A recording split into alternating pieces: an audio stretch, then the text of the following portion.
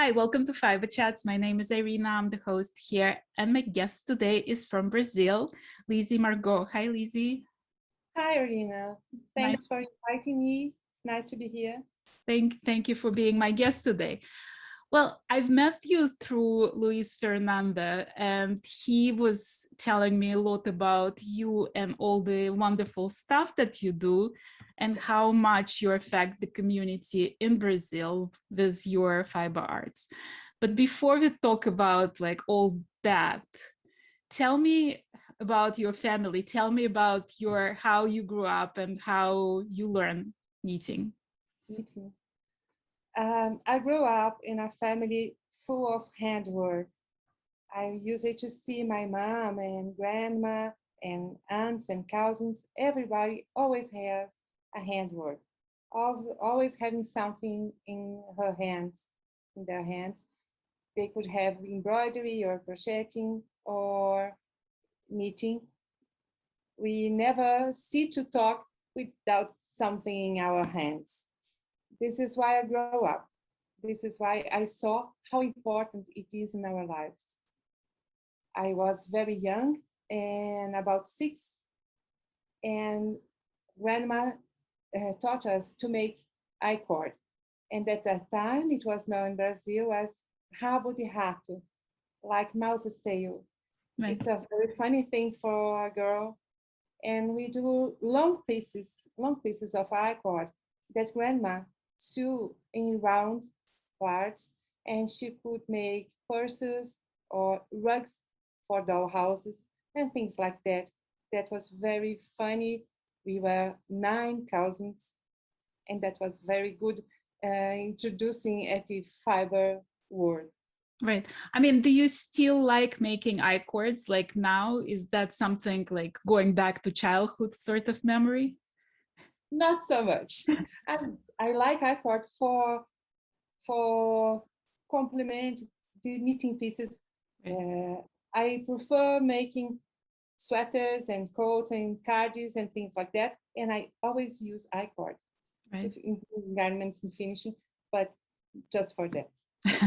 It's funny because I was interviewing Stephen B. and he told me the same story that as a child, he was knitting endless icord and then making out things from that. So like you guys have shared memory, I guess. Yes, You started yes. the same way.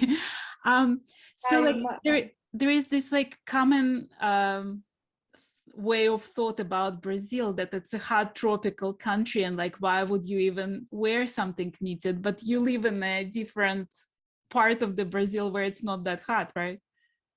Perfect. I live in the south of Brazil and my city is very high. It's 700 meters high.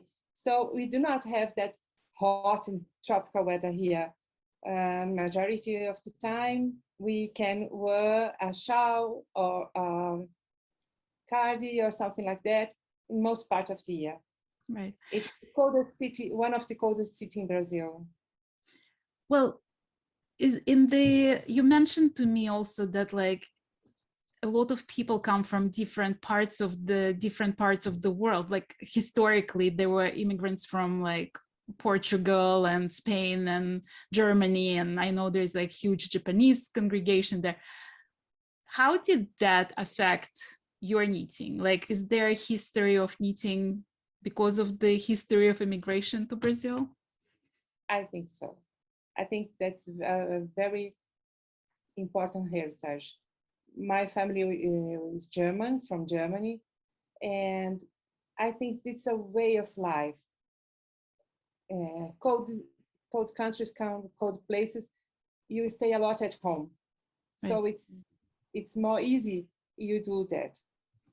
That's why I need Portuguese. I need continental style here, because south of Brazil we have mainly Italian, Germany, and Polish. That's the principal immigration here.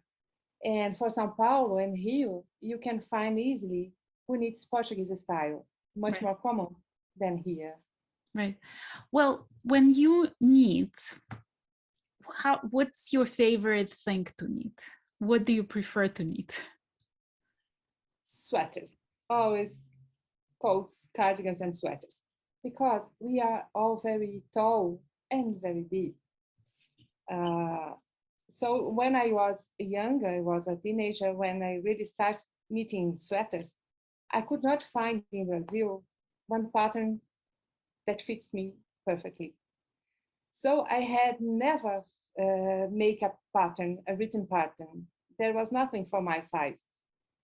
Right. Then my mom easily taught me how to make the Adjustments. calculations. Right. Calculations to produce our own patterns and make whatever you want. So till my early 30s, I had never knitted a pattern. Did you think of yourself as a designer, like early on? Like, did you think like, I'm a designer, I'm a knitwear designer, because you didn't follow the patterns? I never thought like that. Who taught me that were the ladies who I teach. They tell me, write your patterns. They are perfect. We can follow the pattern and make our pieces. And I had never thought about that before. So there are less than 2 years that I start to write my patterns. I never saw me as a designer. Well, did you see yourself as a knitting instructor? Like, did you think yourself as a teacher before you started teaching? No, never.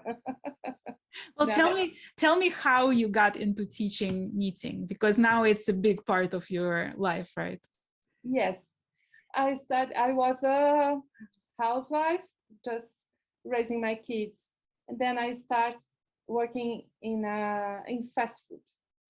We had 2 restaurants near the sea, and I worked there for 13 years.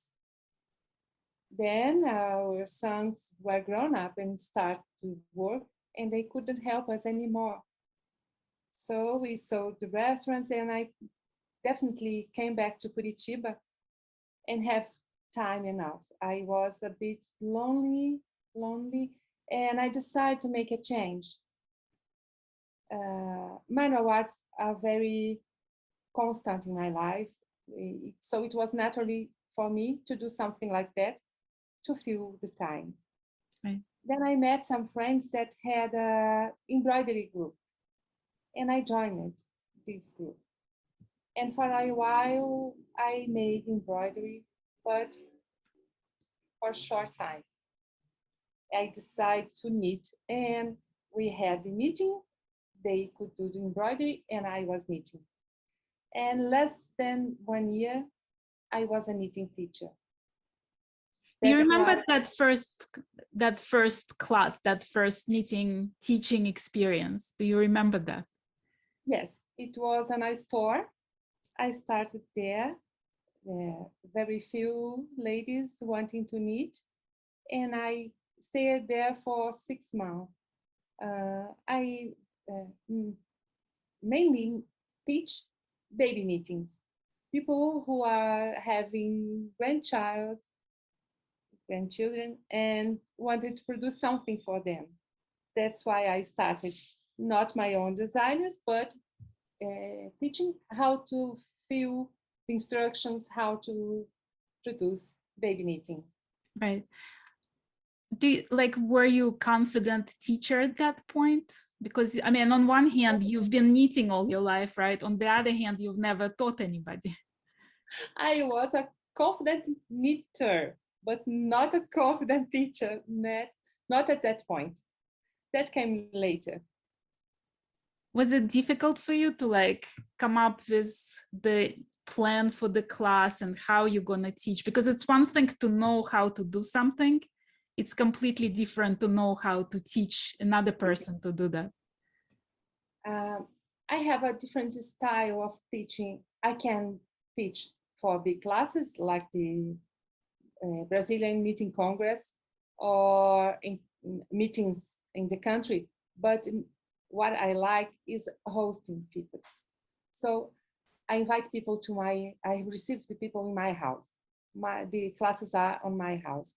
And here is what I like, to have friends, to have people here. We can sit on the sofa or around the table and have a nice cup of tea and talk.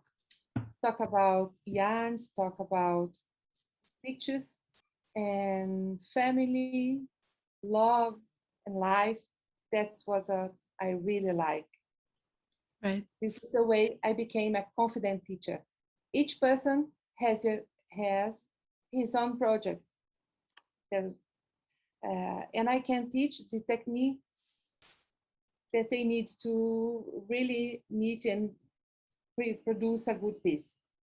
Well, you also started groups where you need for charities, you need for hospitals, you need for people in need. How did that become a thing? The same story. I like hosting people, and many knitters know me here in our city and know that I like to knit a lot because I knit in public everywhere. Every place that I go, restaurants, cafes, I'm always knitting. And many people ask, why do you knit so much? What do you do with all those pieces? And then I start inviting people to come to my house. And I ask for some yarn donation. And once a month, we can be here all together, giving our time and our yarn and producing pieces for charity. The last time we donated 300 pieces. Oh. I think it was so beautiful. It was so beautiful. People come and I can teach knitting. I can teach what to knit, whatever they want. It's once a month, uh, only for charity, for donation, and sometimes hospitals ask me for pieces, Right. or mainly uh, hospital for child. They ask for child pieces or baby pieces, and we can produce here. That's so good. We have so many. We are so recognized. It's so good to we can help. Right. I mean, was it surprising for you that like you turned basically something that people think it's a solitary hobby where you sit at home by yourself and you knit and like you don't see the world, right? And you turned it not only into a public thing, but into something that helps others, so many others. Knitting can help people in many, many ways. Uh, it was never a solitary thing for me because I have friends who knit, and if I do not have friends around, we make friends. We talk about knitting. Every cafe you go and you knit, something ask about, and you can have a nice chat. You can talk and make friends. I think knitting is so important because in these pandemic times, we have many time to stay at home and we could feel alone, we could feel sad, but we could feel happy and produce nice piece of knitting. So at this time you can stay at home, you can stay inside, you can search for yourselves, you can think about your issues, your feelings, your thoughts, and that's very important. And handcraft in general can help us. It's time to elaborate your thoughts and your feelings to go on. That's very important. And we can have the time that you count on the walk on the clock. It's time of chronos. That's very important. The time that pass. But more than that, when you need, you have the time of kairos, the time that you are living. You can feel the flow. We can be present in every moment, every stitch of your life. That's so important to live your time. Right. Does knitting ever stresses you? Never, never stresses. I like challenge. I sometimes we search for difficult pieces, different pieces from I am used to, but never stressed. Of course, I can let it aside and come back later for that, but not stressed. Right. Tell me more about that Brazilian conference for knitting. How did that start and how did you get involved in that? I was not working with knitting. I was just a knitter who knits for family, for my sons. And I decided to go to a Brazilian Congress, Brazilian Knitting Congress. And I went there and watched some classes. This was the first Congress. And after that, I have been in all of them. Sometime later, I was invited to make a part of Tricota Curitiba, knitting in Curitiba. And we are a group of volunteers, and I'm working with them since 2015. Mm-hmm. And we make monthly classes for just get people together to knit, and sometimes we give classes, knitting classes. We alternate each month, one kind of thing. And this group, Tricota Curitiba, promotes the Brazilian Knitting Congress. And I start just just watching, and now I'm organizing, and I have been giving classes, all of that. That's a great movement, and we are working for the 7th Congress now, and we will have Luis Fernando. I know, I'm so excited like when I've heard that. That's such an exciting news for both, for the Congress and for him, I bet. Yes, we have people from all over the country, from that tropical places in Brazil. They come to knit in Curitiba. They want to visit Curitiba and know how cold it is here. Yeah, it's a perfect place to actually showcase all your knits and wear them there. Well, I mean, could you imagine like years ago that you're going to turn knitting into your career and that it's going to be so fulfilling? No, I could never imagine that. It's not so long. 7 years is not so long time. Fortunately, my 2 sons love knitting pieces. They always wear sweaters, knitting sweaters.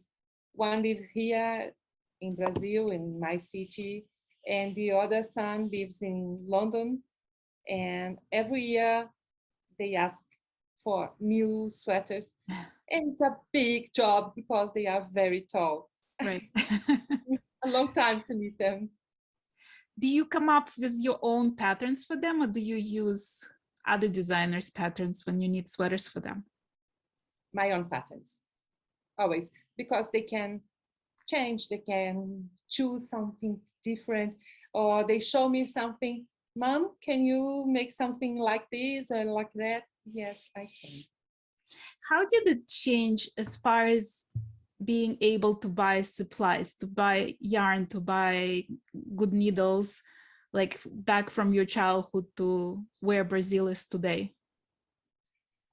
That's very, very different, because in 90s, Brazil opened the market, so it became easier to bring magazines and different fibers. When my childhood, I never found a pattern for my size. Just when my mom received magazines from Germany, there we could find really big pieces for us. So that's very different. And in Sao Paulo, mainly, we have lots of good stores where we can have whatever kind of fiber we want. We have one good store here in Curitiba too. It's much more easier. I had never had any good needles.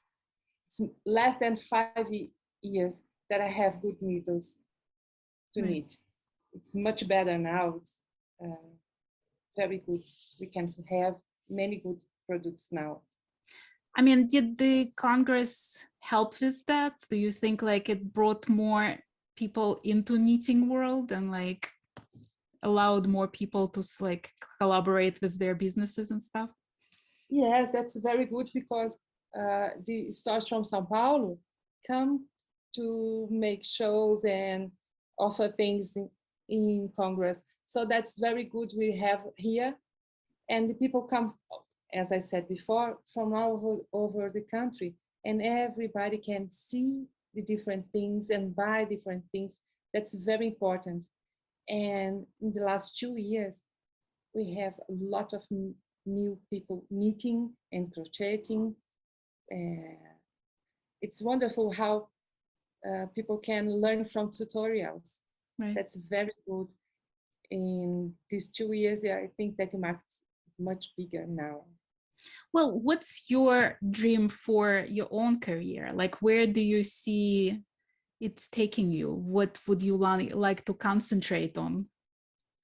I have the dream to teach more people and to be able to have new classes in Brazil and outside the country too.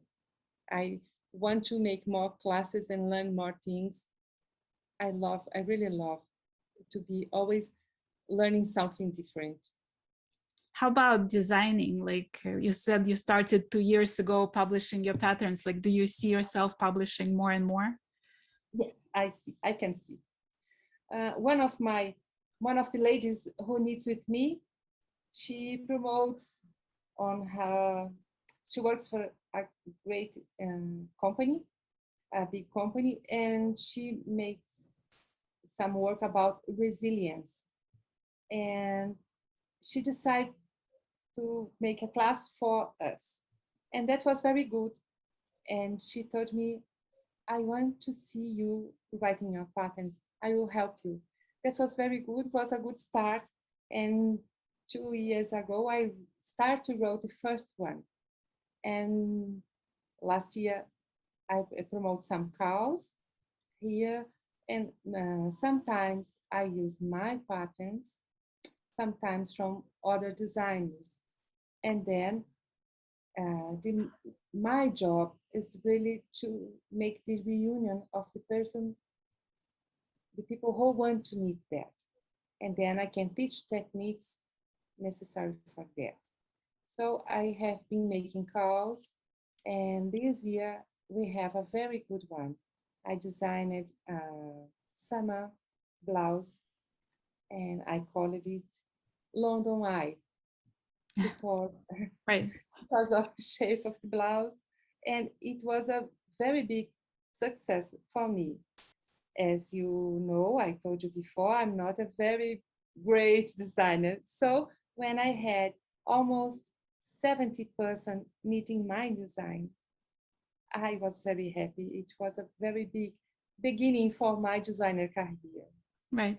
Do you find it difficult to promote your designs, to like get more people to buy your designs? By this moment, I did not write them in English. I just published it in Portuguese.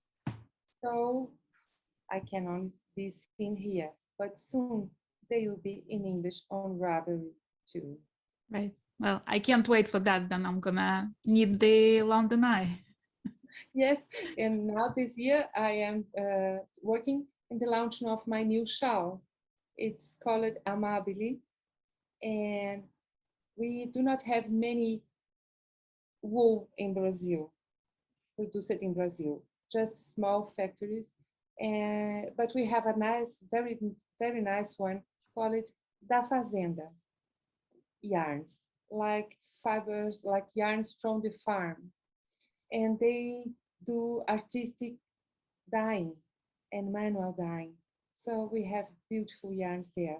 And my shop will be launched with this yarn Right. through the store here in Curitiba, Do Need store. And I'm working with the owner of the store to make this launch bigger than the first one. That's exciting. Well, you mentioned to me that you love to travel. and that whenever you go somewhere, first place you look is the yarn store. That's right. The first place, before I go to the place, I look at Google, searching for yarn stores, and whatever city, small cities in the Brazil, in the south, in the west of Brazil, I'm always looking for knitting stores, for knitting places where we can find not always different yarns, but we can find different ways to knit. Right. And what people are designing, it's very common here. Everybody prepares your own design, your own patterns, and I like to see how they do that. What is inspiring them? So like, do you have any favorite store that you always like come back to or think about? It's like something that impressed you the most? In Brazil, I have some ones that I prefer in São Paulo, as Pintar e Bordar, or Empório das Lãs, are very good places where you can find not only acrylic fibers. That's the majority in Brazil. Here in Curitiba, it's very difficult, one or two places to find natural fibers here. So we only buy online. Yeah? So when I go to São Paulo, I go to these places. When I go to the south, I look for Fios da Fazenda. And in London, I always go to a Royal store. Right. We are not using too many dyers. Few people make your own dyeing here. Right. What's your personal yarn stash looks like? My personal stash. It's a difficult question, and I always bring some from London, from the south, and my personal stash. As I like to knit sweaters, I need to buy many, very big quantity of yarn to make these sweaters. So this getting my own house is getting full of yarn. That's not easy to find something specific. When I want to do, I start looking and I choose something to start a new design. That's the way it works. Like when I'm thinking of Brazil, I'm thinking of like bright colors, like there is greenery, there is all the colorful birds. Like to me, like in my imagination, Brazil is like very colorful place. What's your color aesthetics? Like, do you gravitate to something more subdued, or do you go all out with colors in your knitting? No, I'm out of these colors. I'm a person who prefers the neutrals. It's very difficult for me to choose something very, very bright, very shining. As you can see here, not too many colors. I think this one is the most colorful. It's from Paula Bergamo. I was tested for her. City on Fire is the name of this. And this is Fios da Fazenda. Beautiful. Can you show some more of your stuff?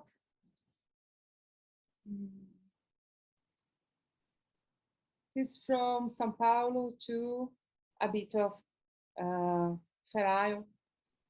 My mother used it to knit ferrule for us, and I did not like that long lines, strand lines in the floats. Yeah, the floats. Yes, the floats.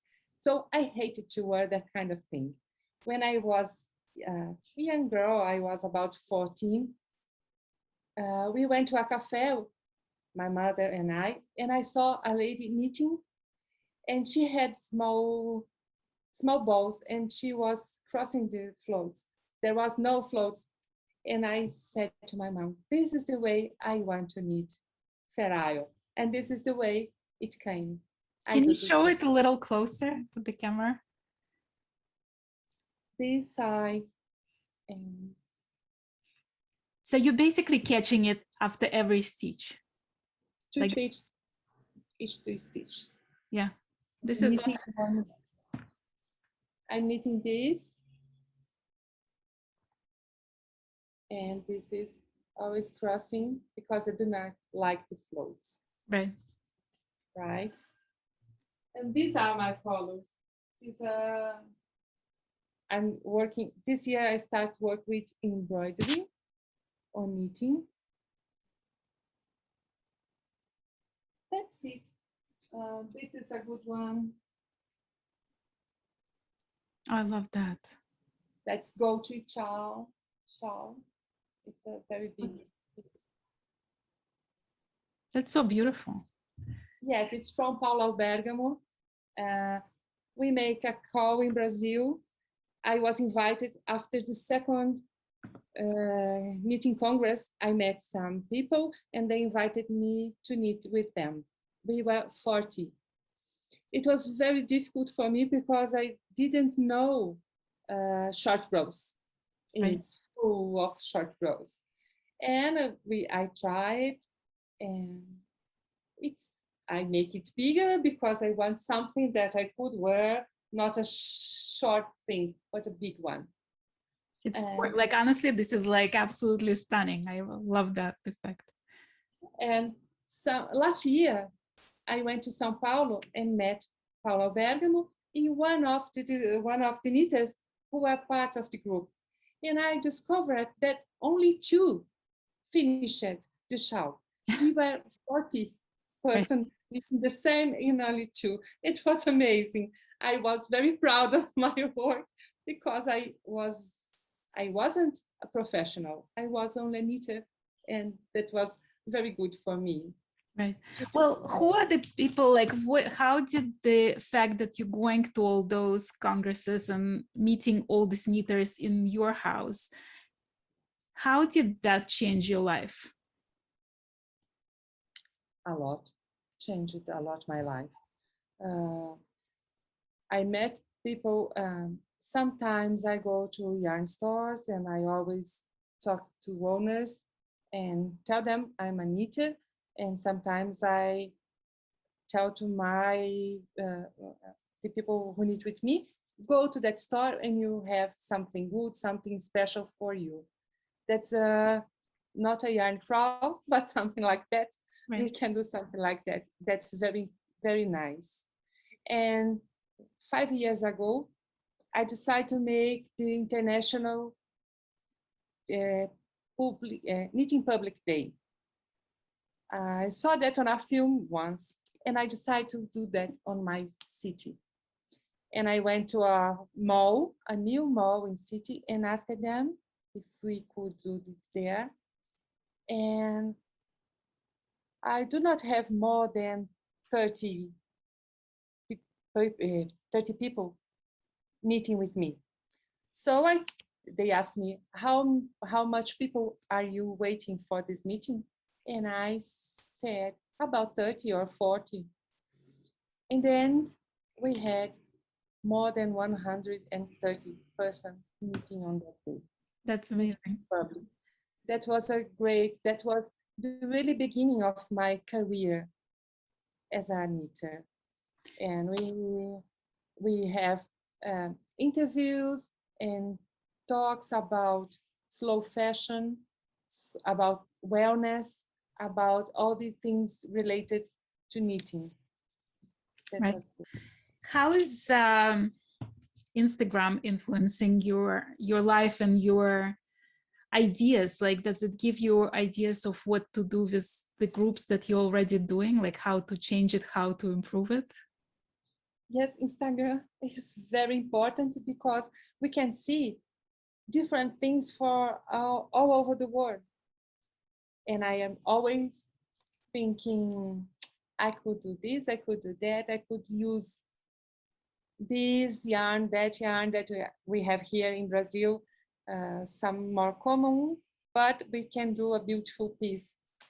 It's very, very important for us. Right. I mean, do you get like a lot of new international friends that like people you wouldn't meet otherwise through Instagram? Yes, I have many people. I have some friends in UK that I can talk. I visit a small island, one of the Channel Island, Guernsey, and this year I have make plans. I had make plans to be there and to meet some knitters, but because of COVID, I could not go. But we talked by Instagram, and it was being to be a nice meet. Right. No, I love that about, because like you go on Instagram and suddenly you get all these ideas and you see what people do and you see like what they organize events and stuff and you're like, oh, like maybe we should do it here as well. So it's like it's a interesting place for inspirations. And I was watching your show, Fiberchats, and I saw so many different designers and so many different pieces that we can try.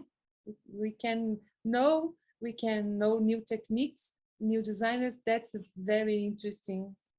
I find like honestly, like I find every time I'm talking to somebody new on my channel, it gives me like some new views, some new understanding of like how people come to the crafts, how people become so creative and how they come up with their inspirations and their ideas. But also like it teaches me like most of us don't just do one thing. Like people who are good at knitting, they can be good also in embroidery, they can be good in crochet, they can be great weavers, they can be spinners. Like it's like once you dabble in fiber arts, I feel like the possibilities are just endless, you know? Yes, I agree with you. When you are this world of manualities, you can do whatever you want. And we are always wanting to try something different. I do not crochet, I just knit. But when I have these meetings here, the ladies knit small squares and something needs to put them together to make the blankets. So I start to crochet this just to make these blankets that we can make the donations.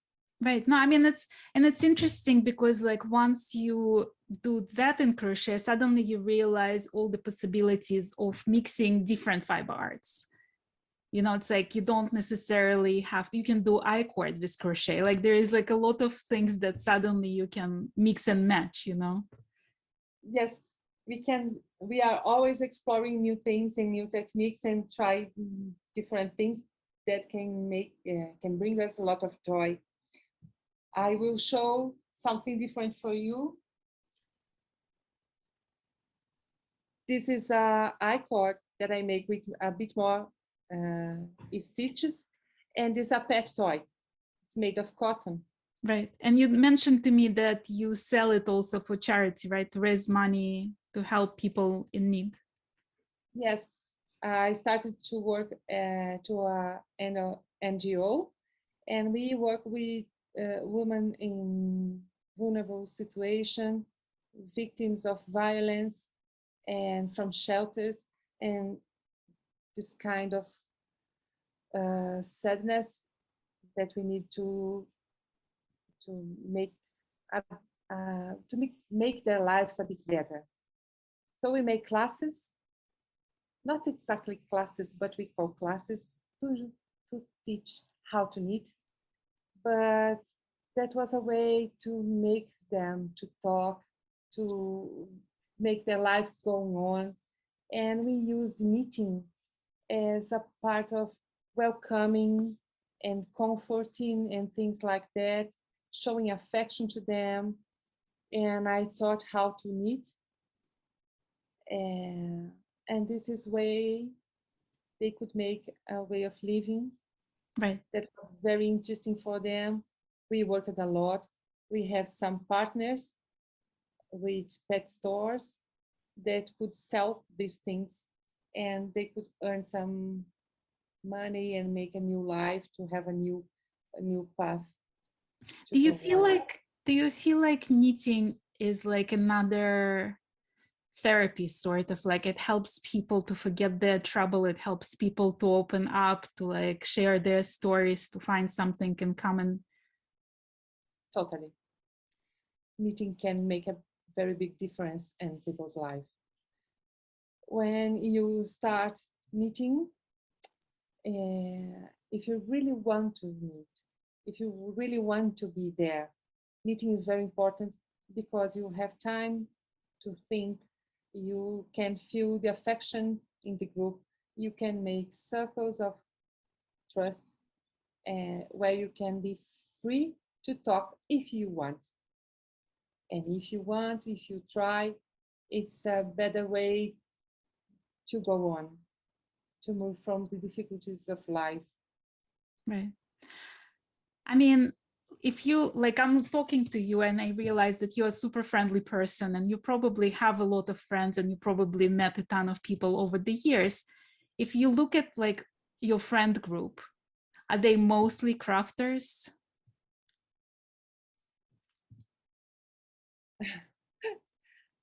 I never thought about that.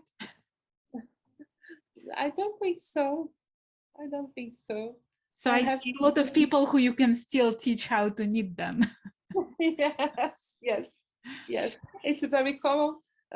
This summer here in Brazil, I went to the pool to enjoy the warm weather, and I just start talking, and I am always talking about knitting, and now I have two new ladies knitting with me from one evening. That was very good. Right. That's awesome, actually. How is your family looks at the fact that you turn knitting into a career? Because like when you had restaurant, that was your career. That was where you were spending most time. Like now suddenly you turn knitting into career. Are they supportive of that? Very much. I decided to work with restaurants because I need to work in something I had never worked before. Just when I was at university, I worked during some time, but that was the all that I did. After that, I stayed with my children. Then we decided to make the restaurants, work with fast food, and I was working, that was all right. When I started work of knitting, I think that nobody believed it, that it would be a career. But it was a very good career. I'm very happy with it. And they are very supportive. My husband wasn't waiting for that. And last year we went to the south of Brazil and we were at the airport. And some girls came to me, "Oh, you are Lisi Margaux. It's so nice to meet you. I came just to meet you here." And he was impressed. He wasn't imagined that I would be known this way. And I work a lot because mainly in calls, I make a WhatsApp group where I can answer the questions and doubts. So he tells me sometimes, "You can wait, you don't need to do it now." And I tell him, "But she's waiting, she's wanting to eat and she can't. I must answer that question." And that's the way it goes. Do you feel like it's almost not a career just because you love doing it so much? Yes. It's a passion, it's a way of life, not only a career. I mean, that's like a dream for most people, to combine their passion and turn it into a career, you know? So I can do that. Do you feel like you're living your dream? Do you feel like you are in a very good place, like where you want to be? I can tell you it's more than I ever have ever dreamed. Right. I never dreamed about that. Now I have big dreams, but I never thought it would bring me here talking to you and to have this interview showing for whatever person in the world, whatever knitter and things like that. It's more than a dream. Well, I'm so happy you agreed to this interview. I love talking to you and getting to know you. And hopefully we'll put all the information about you under this interview so people can find you and say hi on Instagram. guys, go to the Instagram, follow Lisi, and say hi from Fiberchats. Thank you so very much, Lisi, for being my guest today. And I can't wait to see what else you're gonna create. Thank you, Irina. Thank you very much. And I hope more people come with me in this journey of social work and charity and meeting and find happiness in this manuality.